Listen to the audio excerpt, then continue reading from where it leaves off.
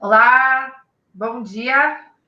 Estamos começando mais um programa Quarta Sindical, este programa que é uma parceria entre a CUT Paraná e o Brasil de Fato Paraná. Eu sou Ana Carolina Caldas, repórter do Jornal Brasil de Fato, e hoje o nosso tema é a campanha nacional 2020 dos bancários. Junto com este tema, nós vamos trazer também algumas informações aí da Conferência Nacional dos Bancários, das reivindicações que foram feitas e discutidas. E, como todas as quartas-feiras, eu estou aqui com o nosso anfitrião, o Márcio Killer, presidente da CUT Paraná, que vai apresentar os nossos convidados. Bom dia, Márcio. Bom dia a todas e todos que nos ouvem e nos veem pelo Facebook. Bom dia, Ana, minha companheira de bancada. Hoje, no nosso 10º programa Quarta Sindical, temos a honra de receber duas personalidades importantes do mundo sindical bancário. Vamos conversar no dia de hoje com a companheira Gilvândia Moreira. Gilvândia Moreira é ex-presidenta por 2 gestões do Sindicato dos Bancários e Financiários de São Paulo, Osasco e região, e, grife-se, é a primeira mulher a presidir o sindicato depois de quase 100 anos de existência, quer dizer, presidiu, que hoje é uma outra companheira que preside, a companheira Ivone, mas a Gilvândia foi a primeira mulher bancária a presidir o sindicato, e hoje é a atual presidenta da Confederação Nacional dos Trabalhadores do Ramo Financeiro. Companheira Gilvândia, bom dia. E também temos na bancada conosco o atual presidente, recém-eleito, ex-conselheiro da FUNCEF, ex-conselheiro representando os funcionários da Caixa Econômica Federal, ex-conselheiro nacional da FUNCEF, ex-tesoureiro do Sindicato dos Bancários de Curitiba e região, e também, agora, eleito, numa votação diferente, numa votação virtual, com quórum, com respaldo da categoria, eleito presidente do Sindicato dos Bancários de Curitiba e região. Então, bom dia a vocês, Se quiserem fazer um bom dia inicial, aí eu já passo para a Ana, para a gente começar a conversar. Gilvândia? Olá, Márcio, Ana Carolina, Firmino. É um prazer estar aqui com vocês. Espero que a gente tenha aí um bom bate-papo. Firmino? Bom dia, Ana. Bom dia, Márcio. Bom dia, Gilvândia.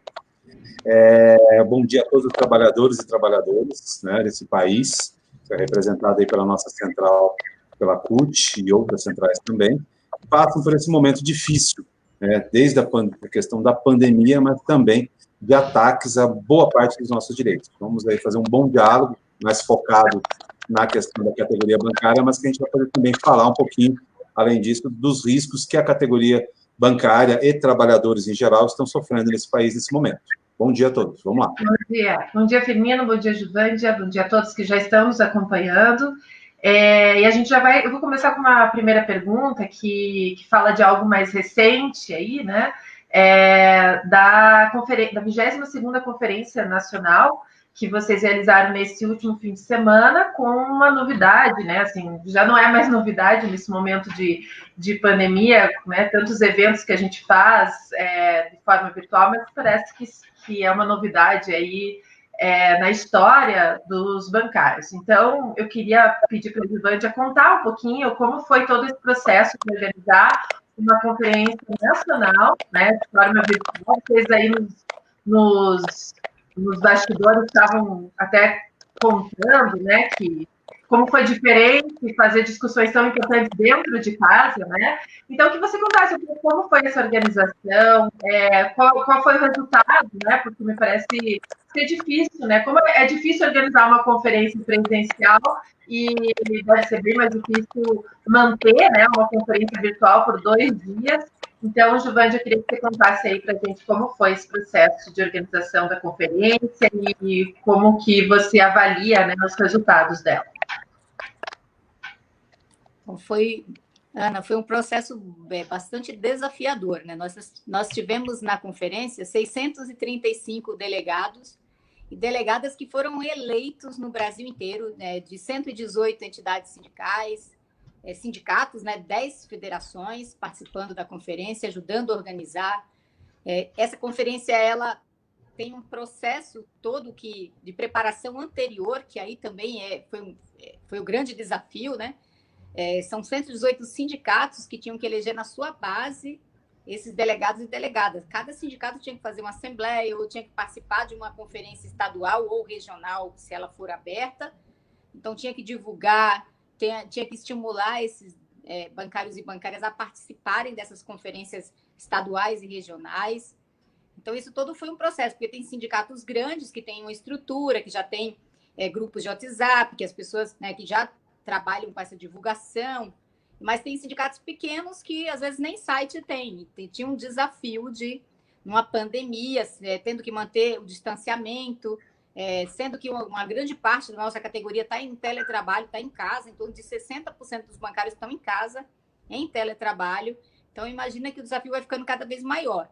E essa conferência também ela é precedida de uma consulta, que todo ano a gente faz essa consulta nacional, que pergunta para o bancário e para a bancária lá no local de trabalho o que ele acha que tem que ser reivindicado, como que estão as condições de trabalho, se alguma coisa o incomoda na questão da saúde, porque a gente tem um adoecimento muito grande da categoria.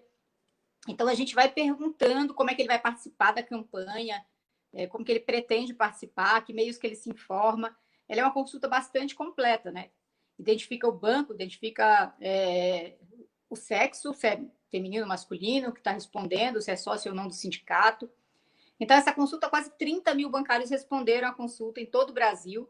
Então, todas as bases, os trabalhadores participaram ativamente, envolveu um grande número de trabalhadores até chegar nessa conferência nacional com 635 delegados e delegadas, porque tem um mínimo de participação, né, de gênero, que é de 30%. Nós tivemos 40 e poucos por cento de mulheres, né?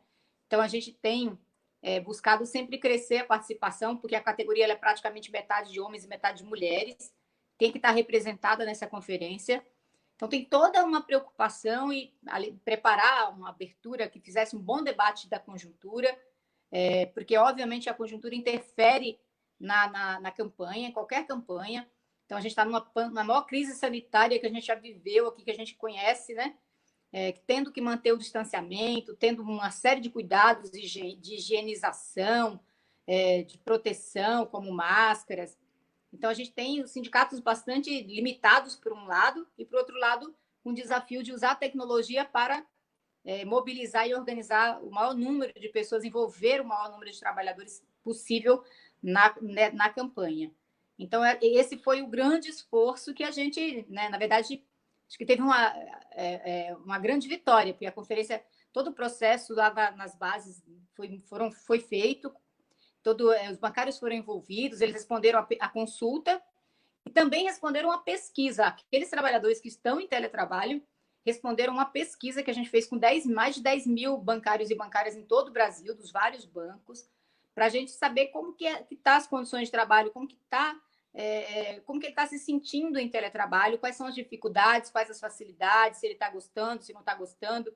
Então, tudo isso foi medido também nessa pesquisa, que vai nos ajudar muito na mesa de negociação. Então, ela é uma campanha nacional, e aí o desafio fica ainda maior, que é envolver todo mundo, ser, né, democrático, né, envolver todo mundo, fazer um bom processo de mobilização e participação dos bancários e bancárias na campanha, porque é isso que importa, né? Uma campanha não é feita pelos dirigentes, ela tem que ser feita pelos trabalhadores e trabalhadoras da base, né, daquela categoria respectiva. Obrigada, Giovanni. A gente ainda acho que vai continuar falando, né, sobre os temas debatidos na conferência. Eu queria que o Firmino comentasse, né, fizesse a avaliação dele em relação a essa experiência dessa conferência virtual e como que você avalia a participação aí do Paraná. Veja, tudo foi muito com receio, né? Eu vou voltar um pouquinho atrás, porque nós também tivemos nossa eleição, foi uma das primeiras do Brasil, nós, IBH, foi uma primeira eleição virtual, né? Uma experiência nova, imposta pela pandemia. Então, assim, o nosso receio era da participação. Da mesma forma como na eleição, o Gilvândia já colocou ali, o nosso principal receio era que as pessoas não se envolvessem no processo como um todo. A nossa organização, a Gilvândia falou a parte principal dela, mas nós temos as debates locais no sindicato, como ela falou, nós tivemos uma conferência estadual aqui no Paraná, nós fizemos também o congresso eleitoral da FETEC virtual, então nós tivemos todo um envolvimento e me parece assim, com todo aquele receio que nós tínhamos, a pessoa estando em casa, participar, ela não deixou de participar, não deixou de opinar, não deixou de fazer a sua ação na definição dos rumos da nossa categoria. Então, isso foi muito interessante para a gente, porque a gente é temeroso nas mudanças, né? Pô, mas o cara não vai... Tradicionalmente, você faria um congresso em Curitiba, o pessoal ia ter que sair do interior ou para uma grande cidade do Paraná para ir fazer a conferência estadual, para depois ir para São Paulo. E isso nós fizemos de dentro de casa. O Márcio colocou agora há pouco aqui num comentário dessa questão do sentimento de vazio, de ir para um local com muita gente, e depois assim, a gente teve esse vazio ao inverso também. Você não estava ali, você não tinha aquele contato, aquela sintonia fina, ou aquela mudança de redação na conferência, de você poder discutir com alguém que diverge de você ali do ladinho, pessoalmente, mas a gente fez isso via sistema, via conversas anteriores, preparação, e tanto que a Giovânia pode dizer também, o nosso nível de divergências do que nós pontuamos para o fechamento das minutas, tanto do Estado como da Nacional, foi um nível assim muito tranquilo de conversas antecipadas. A gente chegou com pouquíssimas itens que a gente não conseguiu dizer, está consenso. Foram 4 ou 5 votações no Nacional, 2 ou 3 na nossa votação aqui do Estado.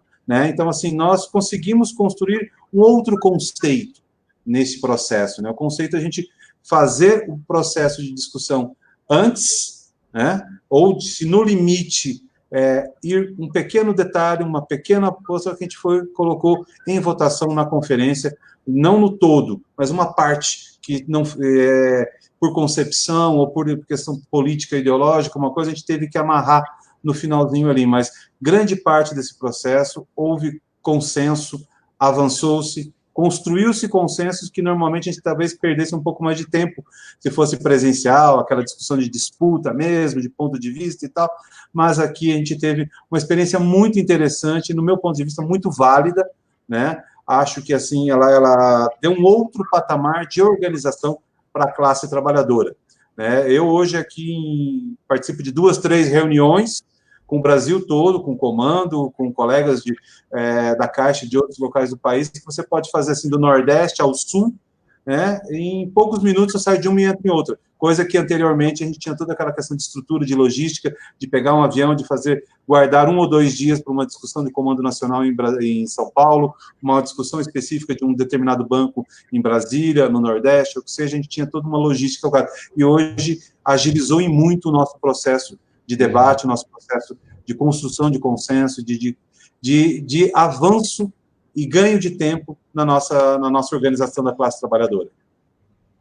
Não, Firmino, eu queria aprofundar um pouquinho contigo, porque esse processo que a gente acompanha todo ano da construção da minuta, e a minuta dos bancários e bancárias, é uma minuta que ela tem o reflexo geográfico do Brasil, Ele pega os anseios que a categoria bancária tem de norte a sul, e em todos os estados. E no Paraná, pega também de todas as regionais que são organizadas, No caso dos bancários cotistas aqui do Paraná, nós somos organizados em três regiões, que é o Pacto, chamado Pacto, que da região Oeste, Centro-Oeste, e o pessoal lá do Norte, que é o Vida Bancária, E Curitiba, que representa uma grande gama desses bancários. Como que foi esse processo diferente, por causa dessa situação diferente que o mundo vive, de construção até a gente chegar às contribuições que os bancários levaram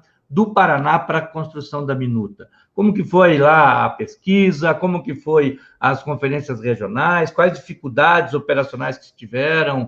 É claro que, numa gama menor, a Conferência Nacional reuniu mais de 600 pessoas, Aqui a gente teve a oportunidade de fazer as conferências com menos gente, o que possibilitou uma interação, por exemplo, via vídeo, você vê as pessoas, conversar, e isso também traz uma dificuldade maior do controle e, né, da participação. Fala um pouquinho para nós como que foi a construção do processo desde a consulta. Veja, Márcio, tradicionalmente, assim, vamos lembrar, acho que tem um fato histórico aí para a gente lembrar, que a primeira convenção coletiva nacional, ela foi assinada com todos os bancos em 2005, né, os maiores bancos desse país. Então, essa construção é a única categoria que tem um acordo que tem vigência nacional, seja no interior do Rio Grande do Sul, interior do Pará, Rondônia, nós temos os direitos mínimos iguais para todos. Então, isso é um grande avanço da categoria bancária, e, nesse sentido, essa organização nos propicia fazer esse debate. Nós temos como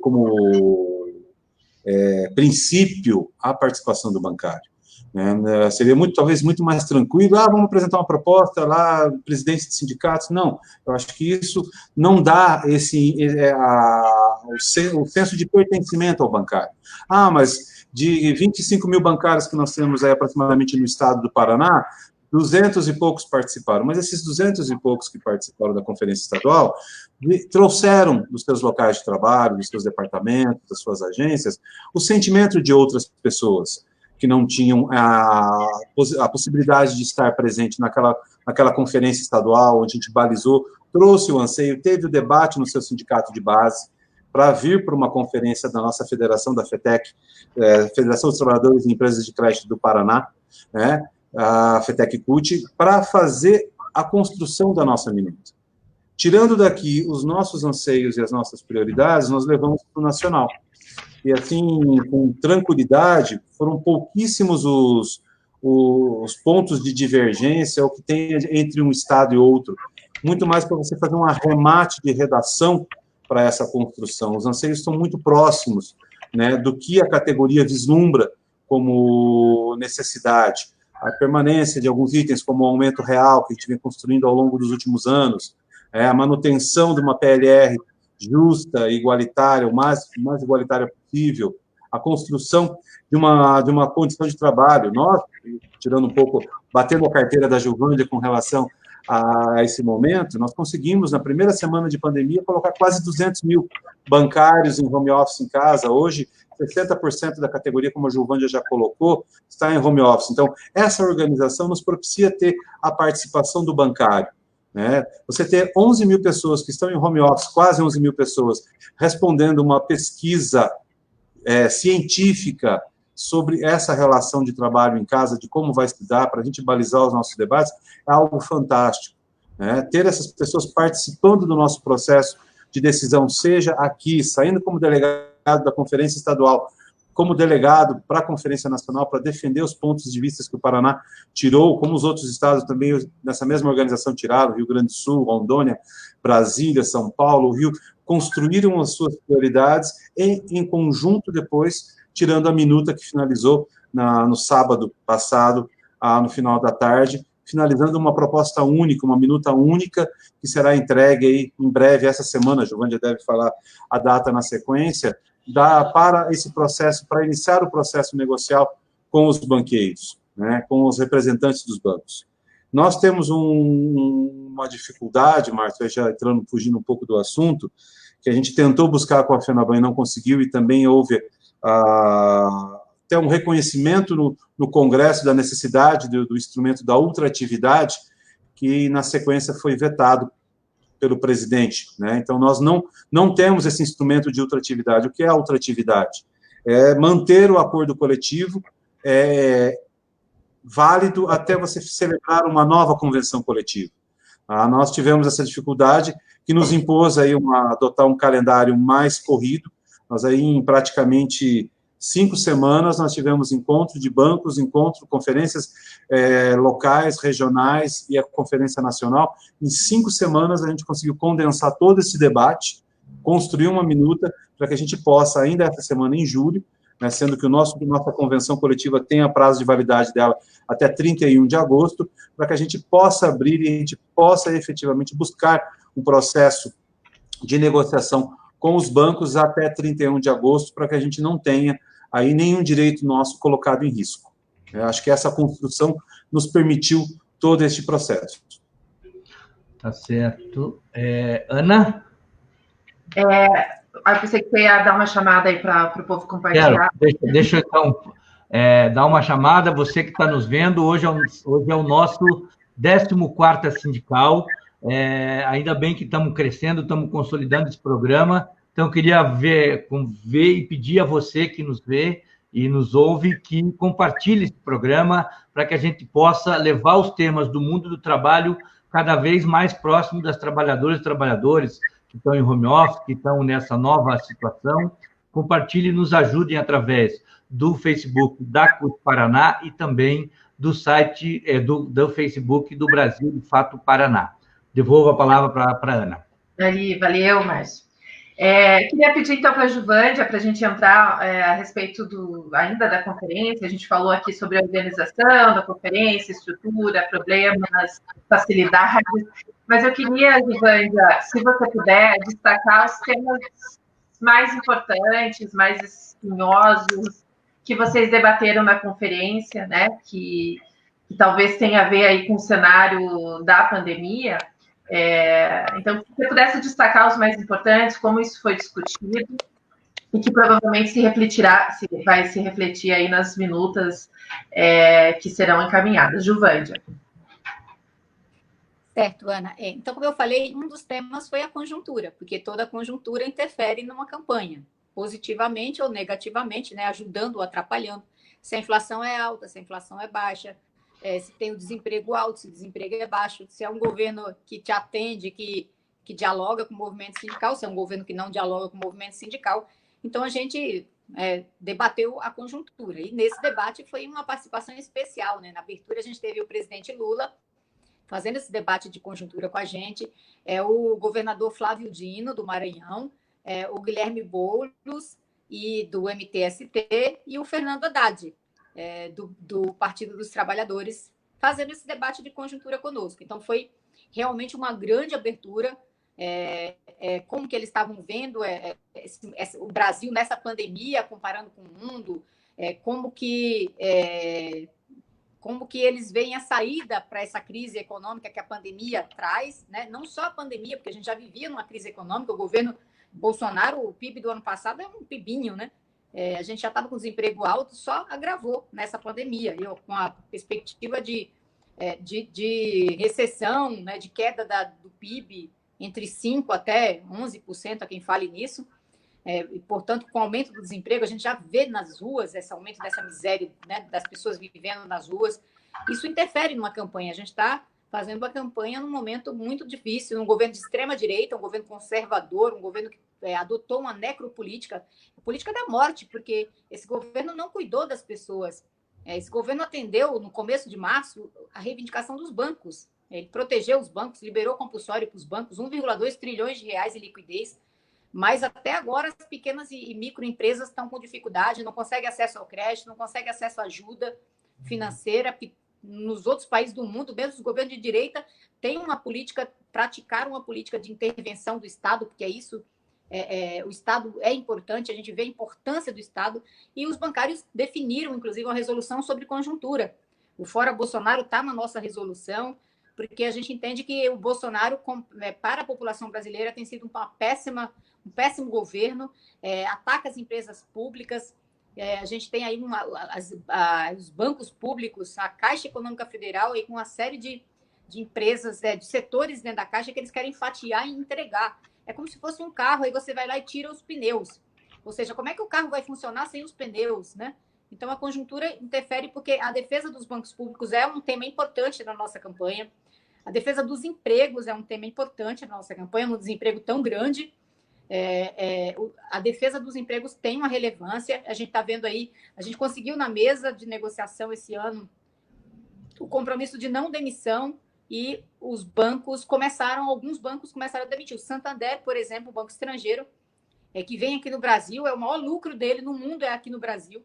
Então, ele tira da sociedade brasileira, leva para o grupo lá na Espanha. Lá ele não demite, mas aqui ele está demitindo.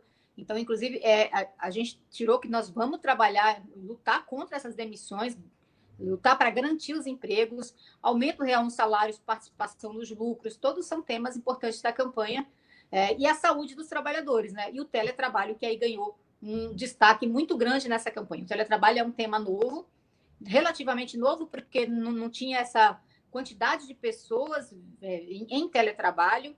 A gente está vendo aí as grandes empresas todas querendo continuar com o teletrabalho, os bancos não é diferente.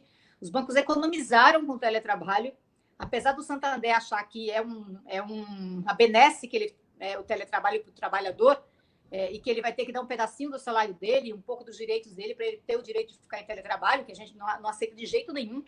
A gente definiu algumas regras, criou uma cláusula que é muito completa, nossa minuta de reivindicação sobre o teletrabalho.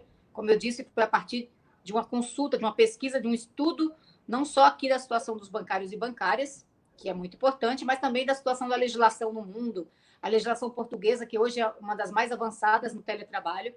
Então, a gente está colocando o teletrabalho como um dos temas prioritários da campanha, porque tem muita gente que vai continuar.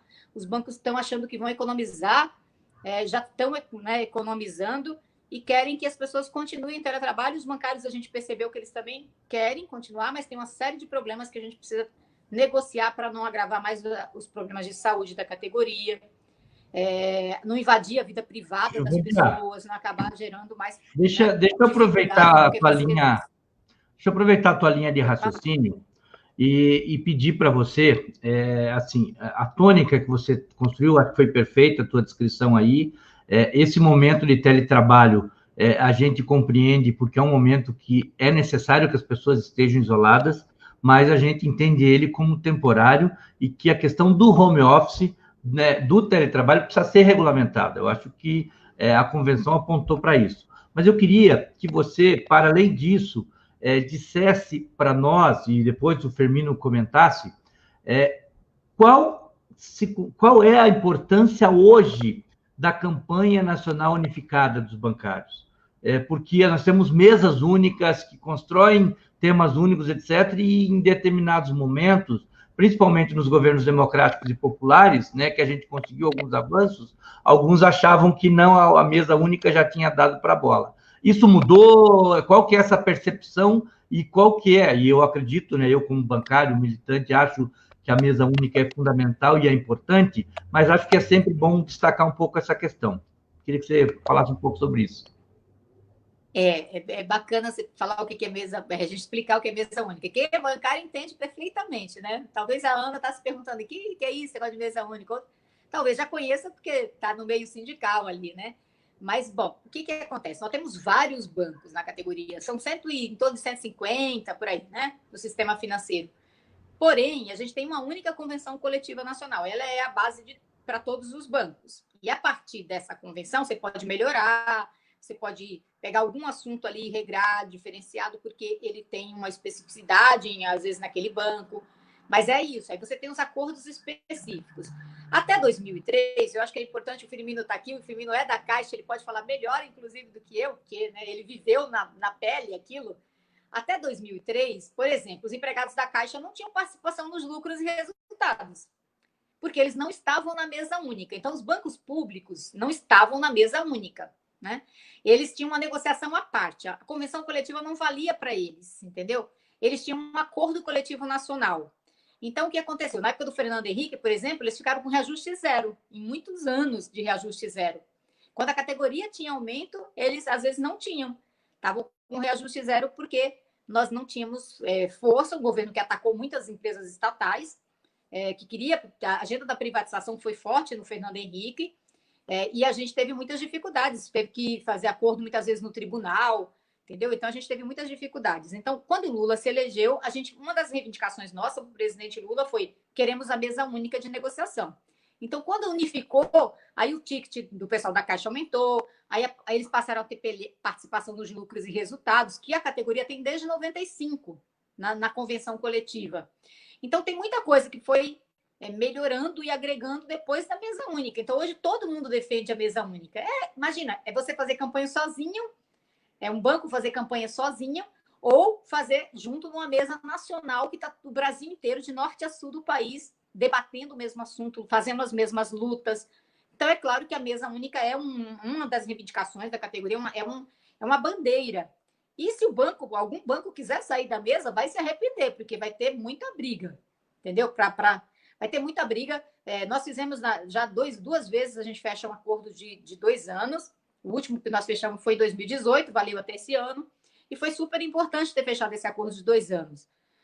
Porém, o banco que tentar sair da mesa não vai ter acordo de 2 anos, vai ter uma briga muito grande e vai ser muito difícil, né? Vai ser uma confusão com o Brasil inteiro. Portanto, a mesa única ela é importante para nós, é importante para os bancos, senão você fica também correndo atrás de acordo em vários sindicatos, o acordo, né? Cada um vai ter que ver as consequências. Para a gente, a mesa única é super importante. Para os bancários e bancárias dos bancos públicos, dos bancos privados, para todo mundo, a mesa única é um patrimônio, entendeu? É uma conquista. Firmino, se quer comentar? E também falar um pouquinho aí dos temas importantes que foram debatidos? A mesa única, para nós, principalmente para os bancos públicos, de extrema importância. A categoria conseguiu a cesta alimentação em 2000, a Caixa só foi conseguir na plenitude em 2004. 2003 ela começou, desculpe, meio de 2000, na campanha de 2004 com R$50 e no início de 2005 ela igualou o valor nacional. Quer dizer, hoje não estar na mesa única não permitiria, por exemplo, os protocolos com relação ao home office. Cada banco ia ter um critério a seu bel prazer e cada sindicato, cada organização de banco correria atrás. E você tendo hoje essa mesa única nos permite ter esse protocolo unificado, minimamente encaminhado para todos os pontos. Acho que os dois principais dessa campanha não é a questão da manutenção da mesa única, e o outro é um que eu acabo brincando com o pessoal aqui, né, que eu vivi para ver o movimento sindical pedir home office. Nós sempre fomos contra, mas levando em consideração o risco. Deu uma travada no áudio do Fernando. A vida, os grupos de risco que temos dentro da categoria bancária, foi necessário. Travou? Não, agora melhorou. Foi necessário. Beleza. Então, nessa situação toda colocada da pandemia, a gente foi obrigado a tomar essa decisão do home office. E a maneira que aí o Márcio já tocou, nesse momento não tem como fugir dele. Nós temos que buscar uma regulamentação desse processo, onde garanta ao trabalhador a tranquilidade de poder fazer parcial o seu trabalho em casa, o dia que ele quiser ir para a acessibilidade do seu local de trabalho, ele poder ir ao trabalho, que ele possa ter dado momento, uma regulamentação mínima que dê a ele privacidade em casa. Se você não tiver o que pode, o que não pode, o chefe pode ligar a qualquer hora do dia ou da noite, né, para saber se você está acompanhando a tua meta, o teu cartão ponto eletrônico. Mas saber se você para mim deu uma travada aqui. Então, essa privacidade. Sou filho de mineiro, e mineiro sempre preservou a sua palavra. A sua casa, o seu lar, a sua família é o seio. Então, eu não posso abrir isso para que um objeto externo passe a pautar o meu dia a dia dentro de casa. Então, essa regulamentação se faz por necessidade necessária, para que as pessoas não adoeçam, porque aí você pode não adoecer diretamente, mas eu posso causar um problema com a minha família, a discussão com a minha mulher, tem outras atividades do dia a dia que eu vou ter que... Para o homem até, aí a situação um pouco mais machista, ele acha que ficou em casa, cumpriu o seu horário de trabalho, mas peraí, se eu estou em casa, eu também posso ajudar a minha esposa nos afazeres do dia a dia, né? Então, assim, essa relação vai impactar em todo esse processo. E nós já temos alguns estudos, que apontam a necessidade dessa questão emocional, de trabalho, de ter um limite máximo de trabalho dentro de casa, você voltar para a convivência no local de trabalho, depois retornar. A gente vê um movimento, a Giovana pode falar um pouco mais disso, de alguns bancos já tentando tirar essas estruturas, como o Banco do Brasil, diz que vai economizar não sei quantos milhões, em devolvendo a estrutura de local de trabalho. Tá, e a questão da saúde do trabalhador? O trabalhador vai arcar com o custo de comprar uma cadeira ergonômica, um equipamento, ter uma internet que dê a ele a condição de fazer o trabalho no equipamento do banco? Tudo isso são debates que a gente fez fizemos com essa pesquisa científica. Eu acho que, assim, além de manter os nossos direitos, o grande balizador dessa campanha nacional dos bancários de 2020, seja aí por 1 ou 2 anos, a Giovândia já abordou isso, será a regulamentação do teletrabalho. Ele veio para ficar. Neste momento que a gente está vivendo, a gente tinha muita resistência, e não dá para negar, mas a gente vai ter que, sim, abordar. Pedimos aí, a Giovândia, uma das sugestões que vieram, né, que foi do sindicato ter o conhecimento de quem está em home office, em teletrabalho, qual é o seu e-mail, o seu telefone.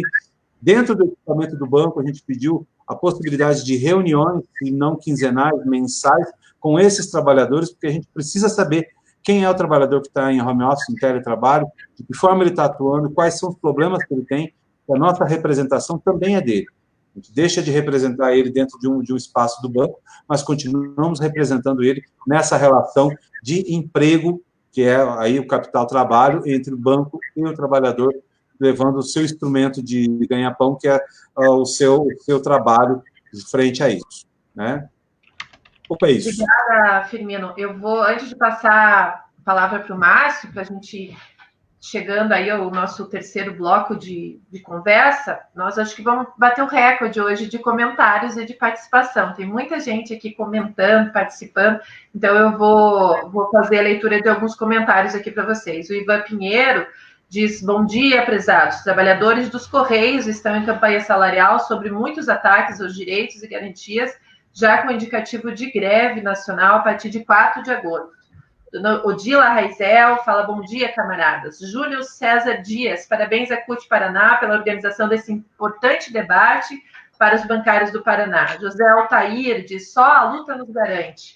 Júlio César Dias: parabéns, Giovândia, pela excelente coordenação frente ao Comando Nacional. Beto von der Osten: parabéns ao Firmino e à Giovândia pela luta em defesa dos direitos dos bancários e bancárias. Dionísio Schmidt: com unidade, criatividade e ousadia, os trabalhadores vencerão. Caio Henrique: parabéns, Márcio, Giovândia, Firmino e toda a companheirada.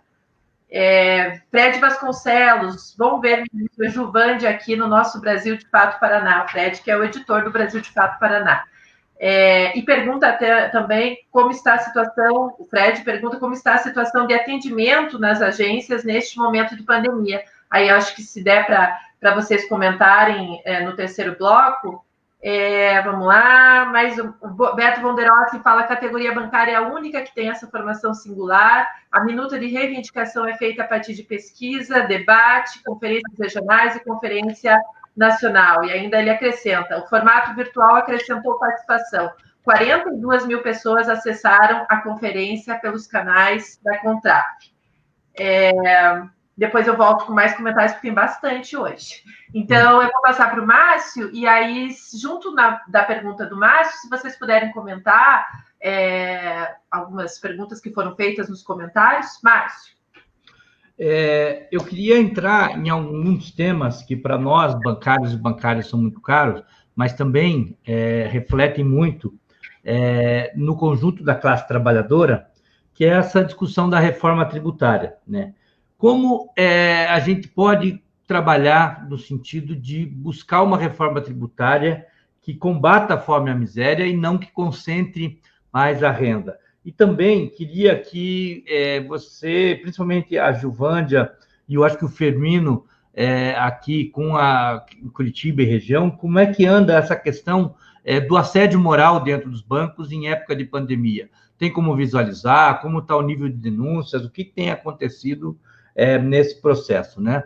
Para a gente poder ter essa noção que nós sempre procuramos passar aqui no Quarta Sindical, que os sindicatos da base da CUT são sindicatos cidadãos, e assim como as entidades, né, que compõem o leque de entidades nacional da CUT, que é a 4ª maior central sindical mundial, tem essa perspectiva de sindicato cidadão, de preocupações para além das questões socioeconômicas. Então, queria que você abordasse, Giovândia, um pouco como que nós estamos vendo essa questão da reforma tributária, se ela é importante, como que nós podemos, organizados, intervir nesse processo, e depois essa questão aí do assédio moral. Certo. Certo, Márcio. Bom, então eu quero mandar um abraço aí para todo o pessoal que perguntou, são, né, muitos deles, muitos conhecidos nossos, né? O Betão, que já presidiu a nossa confederação, que é bancário aqui do Paraná, o Edilson Júnior, Dionísio, a Vandira, desejar aí, né, boa sorte ao Ivan e a toda a luta dos trabalhadores dos Correios, né? Contem com nosso apoio, nossa solidariedade. O Altair, aí, de muita gente falando, comentando. E falando, Márcio, dessa questão do assédio moral, da saúde, né, dos bancários e bancárias, esse é um assunto que nos preocupa bastante, você sabe bem. O pessoal nosso, os bancários têm uma pressão muito grande e eles têm um adoecimento mental, né, muito forte por conta da pressão das metas, da cobrança, da forma como o trabalho bancário é organizado. Hoje são metas absurdas, metas que mudam todo dia, metas que, às vezes, naquele dia chega uma meta diferente, você está, né, buscando atingir a sua meta, ela muda bastante, isso atrapalha muito, isso tem muito, né, tem muita pressão, você tem medo de perder o emprego nos bancos privados, nos bancos públicos tem medo de perder comissão. Então, a gente perguntou, inclusive, na consulta, quais os impactos da cobrança excessiva pelo cumprimento de metas à saúde. E aí, eles marcavam quantas respostas quisessem, lembrando que são quase 30 mil pessoas que responderam. Aí, 54% diz que o cansaço e fadiga constante. Eles se sentem cansados constantemente, fatigados. Crise de ansiedade, 51,6% respondeu que tem crise de ansiedades. São quase 15 mil pessoas, entendeu? Uma amostra muito grande dessa consulta. Desmotivação e vontade de não ir trabalhar, 42%. Imagina você, seu trabalho é um motivo de sofrimento.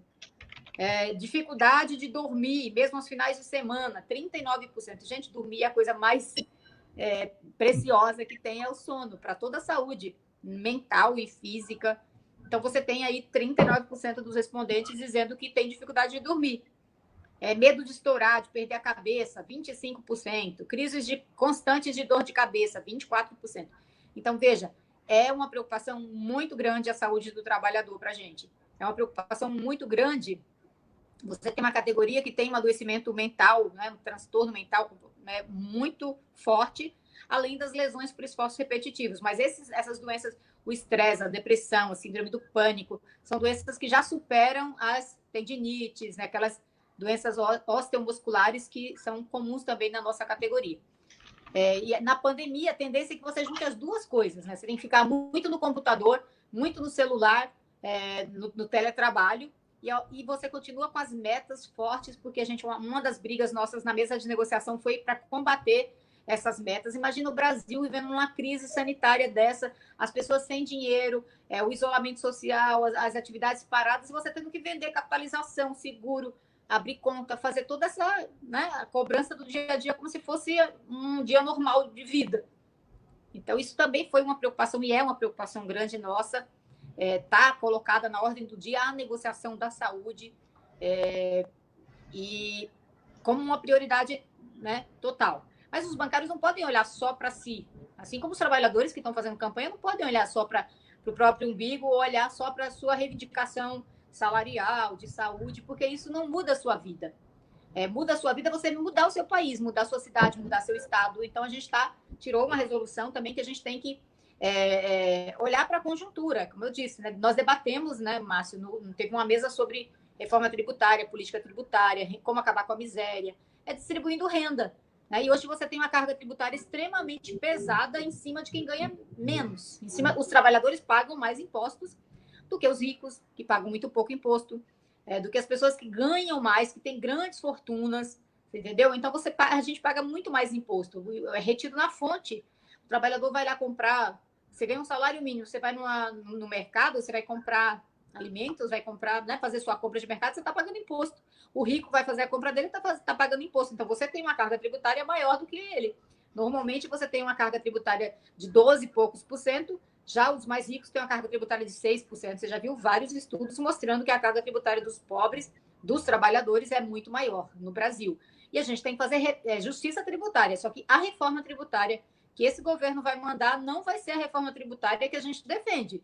para fazer justiça social, para distribuir renda, para pagar uma renda mínima, para ter a renda mínima é uma política fundamental. O mundo inteiro, na pandemia, começou a discutir. Não dá para viver nesse capitalismo desse jeito, que destrói o meio ambiente, que promove a exclusão social. Quem é que está morrendo no Brasil, Márcio? Nós estamos com mais de 80 mil mortes, gente. São famílias. É um estado do Maracanã todinho cheio, já de gente morta. Se você entrasse lá e visse toda a arquibancada e todo mundo lá morto. E a gente já está naturalizando as mortes. Eu falo que a gente tem 5 Boeings de 215 pessoas morrendo todo dia, caindo todo dia, explodindo, e as pessoas morrendo, entendeu? Então, e as pessoas já não estão ligando, porque você não vê a fumaça, você não vê o avião caindo, e já fica uma coisa meio que natural. É um número, a não ser que pegue alguém da sua família, alguém do seu ciclo pessoal querido, que você começa a sentir a dor. Então, a gente tem que ser solidário, a gente tem que ter empatia com a dor do outro, e essas pessoas são os pobres que estão morrendo. Então, nós não podemos fazer campanha salarial e desconsiderar a realidade, porque senão o bancário vai ser impactado por essa realidade. Pode perder o emprego, pode ficar desempregado, vai fazer parte de todas essas estatísticas. A gente não quer viver num mundo assim. Então, a gente tem que lutar para viver num mundo melhor. Por isso que você tem razão. A reforma tributária é um assunto extremamente importante, está no nosso horizonte, a gente vai se somar aí com a CUT, com as centrais, na defesa de uma proposta que seja justa, de distribuição da arrecadação do Estado para todos, e não só para os ricos, porque é isso que acontece hoje, né? Então, legal. E aí, mandar um abraço também para o Fred. Fred Vasconcelos, um grande amigo conhecido nosso. Ana? Eu queria passar para o Firmino, você também fez essa pergunta para o Firmino comentar, e aí a gente depois vai encerrando. Firmino. Então, da reforma, mas acho que liberou? Então, liberou.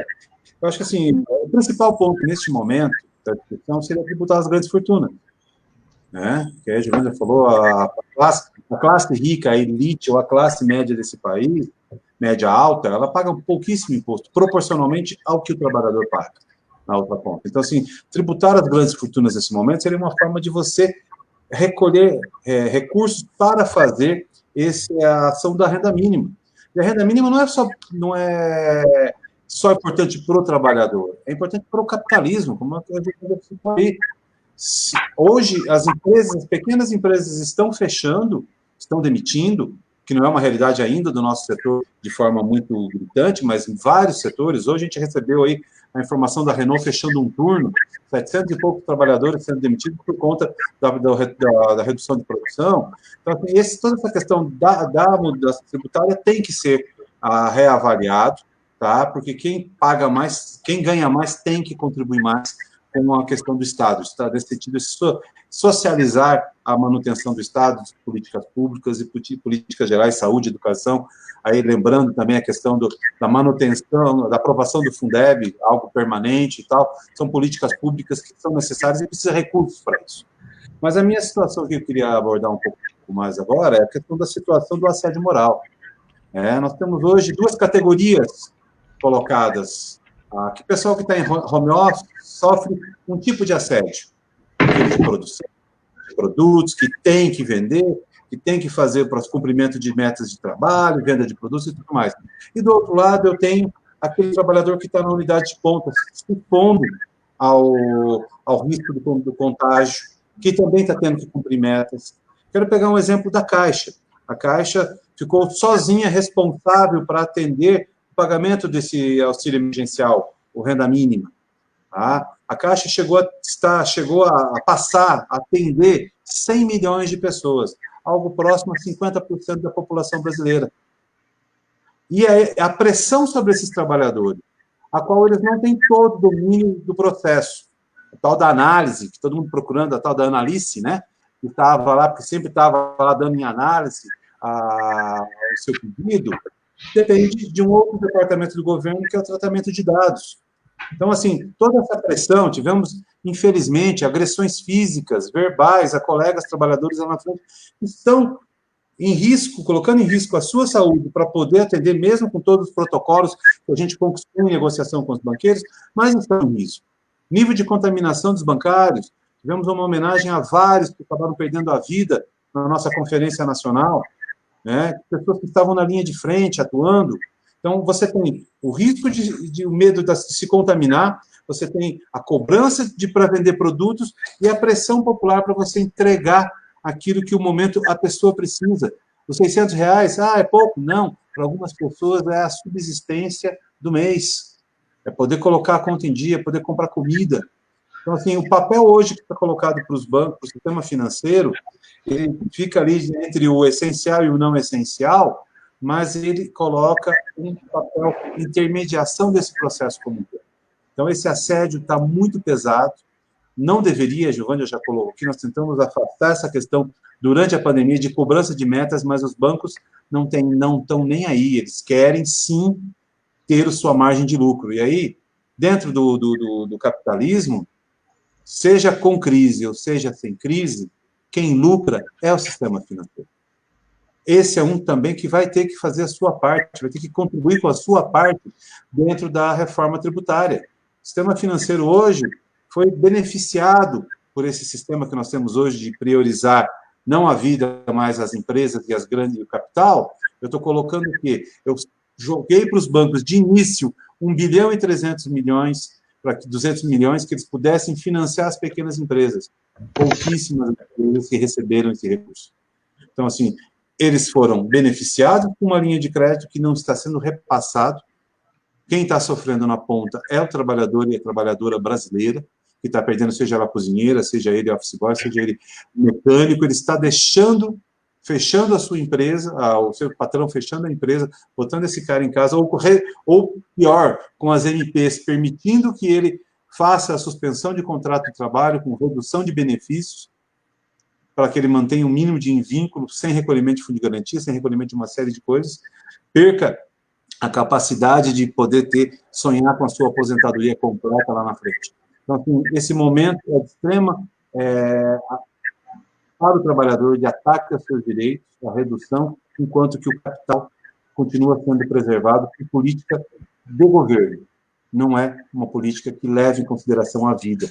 Este governo faz uma política de salvar o capital, e não as almas, as pessoas como um todo. Então, como a Giovânia já falou, 81 mil, quase 82 mil pessoas perderam a vida no que, vamos lembrar, o primeiro comentário, é uma gripezinha, já passa.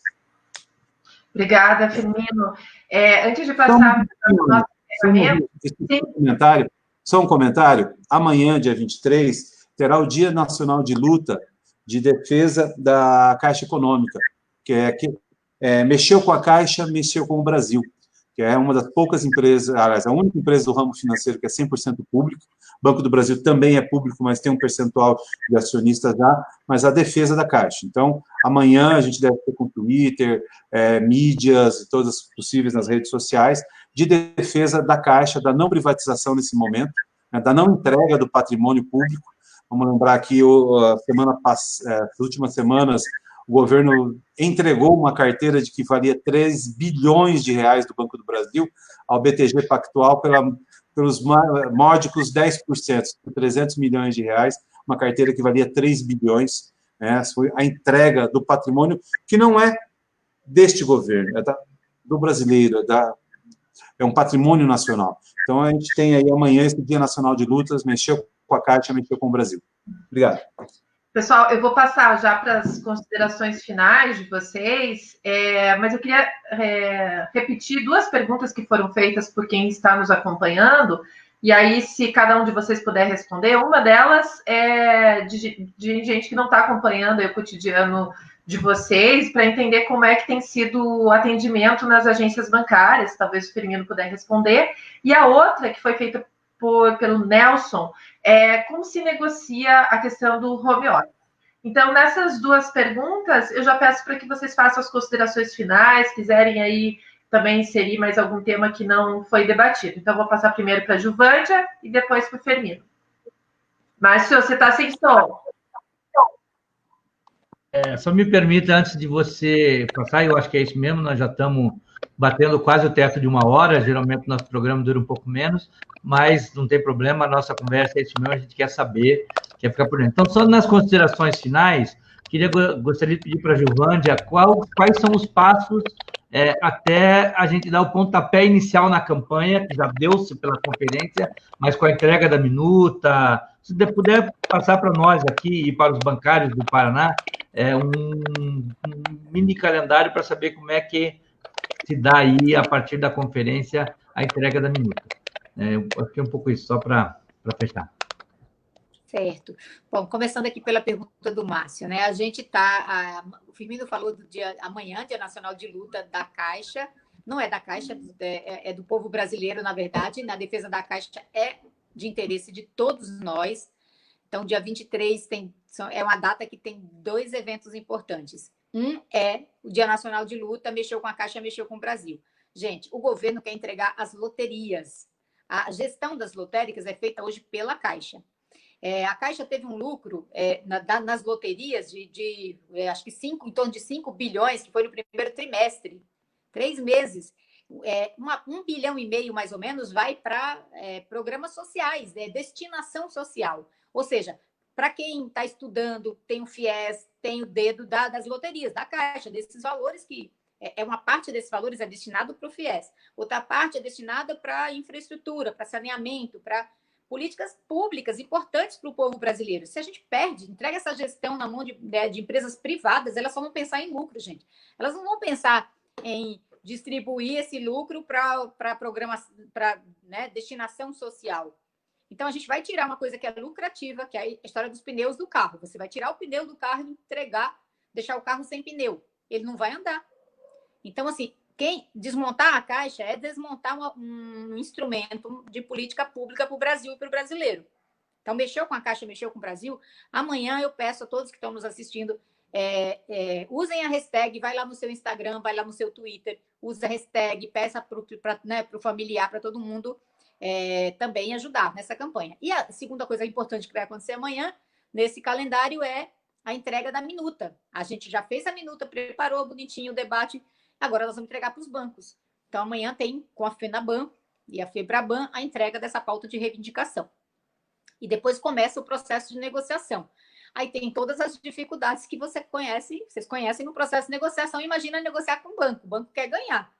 Então, assim, a gente vai lá numa agência, você quer pegar um dinheiro emprestado, você vai pagar um juros absurdo. Hoje, com a inflação super baixa, o juro real acaba que não é, tem margem para cair. E, portanto, entrega da pauta, negociação começa, aí é o processo, né? A nossa rede de comunicação tem que funcionar bem, né? Nós precisamos muito da ajuda de meios como o Brasil de Fato, como os meios que divulgam as lutas populares, porque é uma luta por um país melhor, justo. Defesa dos bancos públicos não é um problema, não é uma questão de interesse dos bancários, acho que é do Brasil inteiro. Assim como a defesa da Petrobras, da Eletrobras, porque você não quer pagar uma conta de energia mais cara. A gente, se privatizar, nós vamos pagar a conta mais cara de água, de luz, nós vamos pagar um crédito mais caro, nós não vamos ter acesso a crédito. É isso que vai acontecer. Não vai ter agência bancária no seu município, porque banco privado só quer estar onde tem lucro, empresa privada só quer estar onde tem lucro.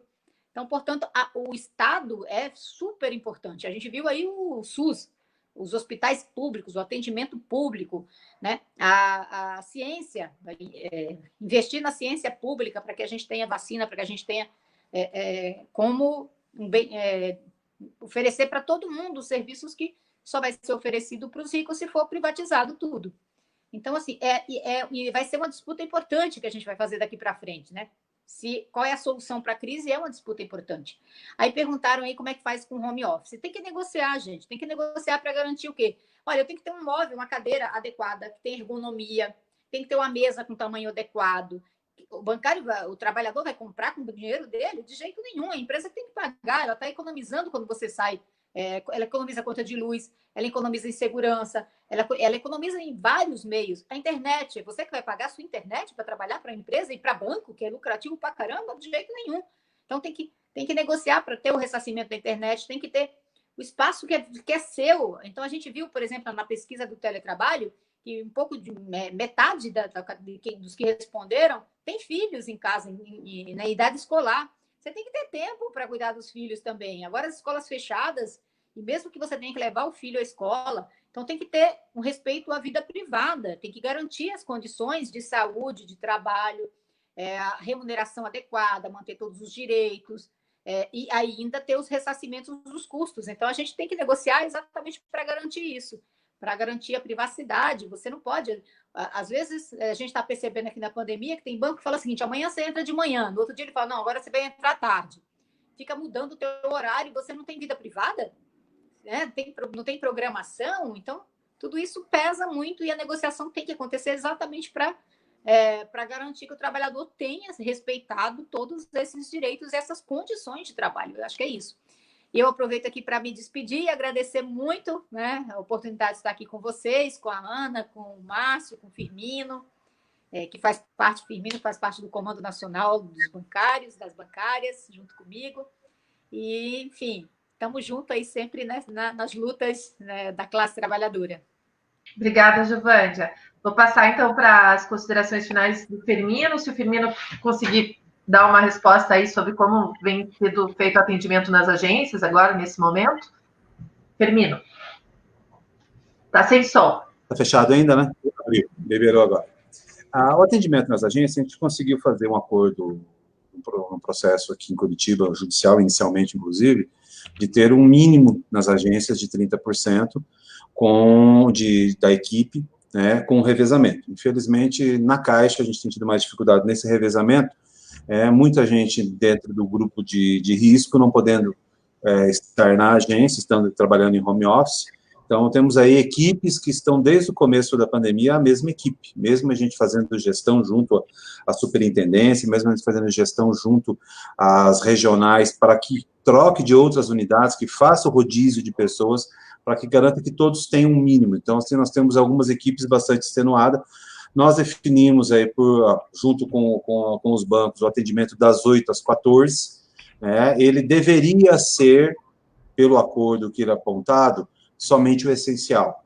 Infelizmente, aí a gente já comentou sobre a cobrança de metas e cobrança de vendas de produtos e outras situações, que esse atendimento acaba em bancos privados sendo normal e na Caixa também pressionamento por isso. Infelizmente, há uma sobrecarga, há filas, quem for, principalmente na Caixa hoje, tem filas, temos ainda um grande número de pessoas com problemas daquele cadastro ou para receber a primeira parcela do auxílio emergencial, pessoas que estão conseguindo gradativamente. O governo não tem repassado de forma direta a questão dos valores, ele garante, mas impôs à Caixa uma prerrogativa de você dizer que o dinheiro está disponível num sistema digital, mas que você, para sacar em dinheiro, tem que demorar 30 dias ou utilizar por um pagamento digital para poder ter acesso a esse dinheiro de outra forma.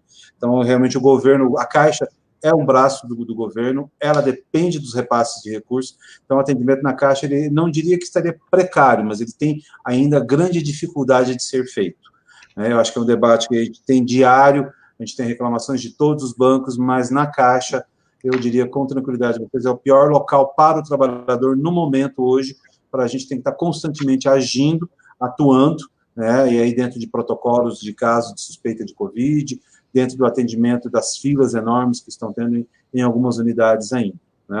Queria daí, já entrando um pouco já nas minhas considerações finais, é um debate, essa campanha salarial vai ser de extrema importância, a gente tem aí, dentro de uma pandemia, nós não temos, no momento, aquilo que nós teríamos de grande coisa, que seria a mobilização, que a gente tem junto aí com algumas centrais, não todas, mas algumas têm buscado aí fazer aglomeração, e a gente tem buscado entender que o problema da pandemia é um problema de isolamento, a gente tem evitado de fazer grandes aglomerações, de fazer atividades de rua, estamos buscando fazer essas atividades em redes sociais, em fazer grandes atos em redes sociais para chamar a atenção, para chegar a um nível de envolvimento das pessoas, de replicar, para que a gente suba nas hashtags dentro do Twitter, dentro do Facebook, para que a gente tenha a chamada atenção dentro dos meios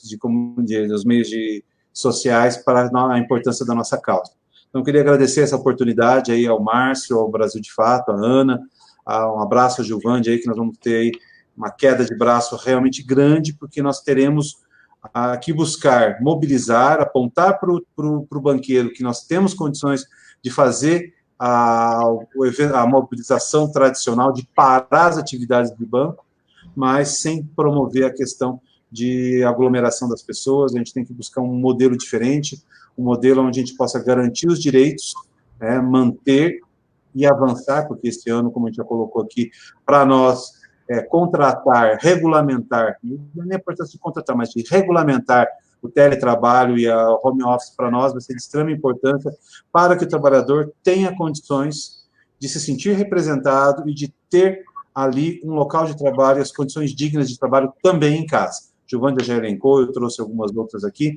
Então, queria agradecer a CUT Paraná, ao Brasil de Fato, esse espaço, e a todos que nos colocaram. Um grande abraço aí ao Fred, ao Júnior, ao Betão, ao Elias, que também já apresentou nos comentários, todos os colegas e parceiros do movimento sindical, que é a nossa disputa em defesa, não só da categoria bancária, porque nós fazemos esse embate também lá no Congresso e defender os direitos da classe trabalhadora como um todo. E o Márcio já citou, nós defendemos um sindicato cidadão, que não se paute só na sua categoria, mas que também se vê como o bancário, como o corredor de correio, da saúde, todos eles fazem parte de uma única sociedade que precisa ter seus direitos garantidos e seus direitos preservados. Obrigado a todos. Legal, eu queria imensamente agradecer a presença do Firmino, nosso presidente do Sindicato dos Bancários de Curitiba e região, parceiro de dia a dia, que estamos juntos, que estamos construindo a luta, eu com uma tarefa dada pelos bancários de presidir a CUT aqui no Paraná, com apoio, inclusive, de todos os companheiros e companheiras nacionalmente, agradeço, inclusive, o apoio da Giovândia aí nessa luta, nessa empreitada, e queria finalizar dizendo o seguinte, para mim é uma honra ter uma entidade que nem a Contraf presidida por uma companheira como a Giovândia. A Giovândia é uma grande liderança nossa, poderia entrar naquele quadro lá, Mulheres Fantásticas, porque é uma lutadora do dia a dia, tem dado uma amálgama para a nossa categoria muito forte, representa de norte a sul a nossa categoria. Então, para mim é uma honra, Giovândia, poder contar com você aqui, ainda mais nesse programa que, para mim, de uma certa forma, é um programa especial, que é o 10º programa que a gente realiza, o que nos demonstra que a gente acabou consolidando o programa, e vamos aprofundá-lo, e a gente vai conversar mais. Só queria encerrar dizendo que nós, da CUT Paraná, muito preocupados com a questão do coronavírus, temos tido diversas iniciativas junto às outras centrais sindicais, fizemos, inclusive, internamente da CUT, reunião com todos os nossos ramos de atividade, reunindo os sindicatos, as federações, os sindicatos, fizemos isso na semana passada com o ramo bancário aqui no Paraná, e assim repetimos com os outros 14 ramos de atuação que a CUT tem aqui no Paraná, e vamos fechar no dia 30 com uma grande reunião dos ramos para fazer um relatório e um diagnóstico da situação da pandemia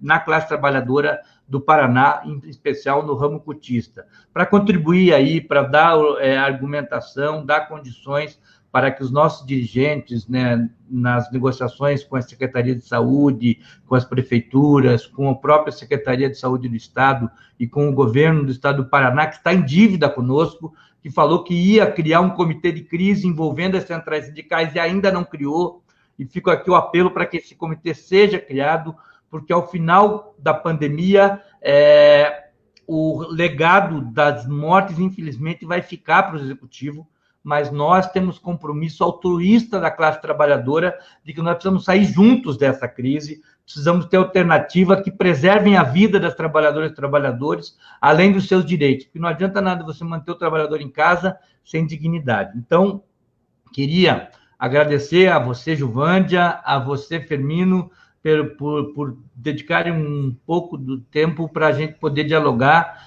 com a classe operária e pedir para você que nos vem que divulgue e compartilhe o link do programa Fica Aqui, para quem não conseguiu ver todo o programa, para divulgar, para usar esse programa para os próximos. E nos ajude nos próximos programas. Um grande abraço a todas e todas que nos acompanharam em mais esse Quarta Sindical. E nos vemos na quarta-feira que vem. Um grande abraço.